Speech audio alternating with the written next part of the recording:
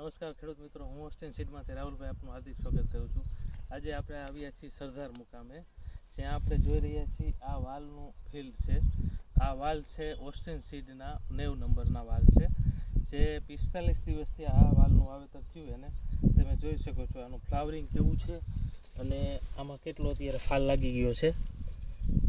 45 દિવસની અંદર આ ફાલ લાગી જાય છે અને ટોટલ આના પાકવાના દિવસો 90 દિવસમાં વાલ તૈયાર થઈ જાય છે.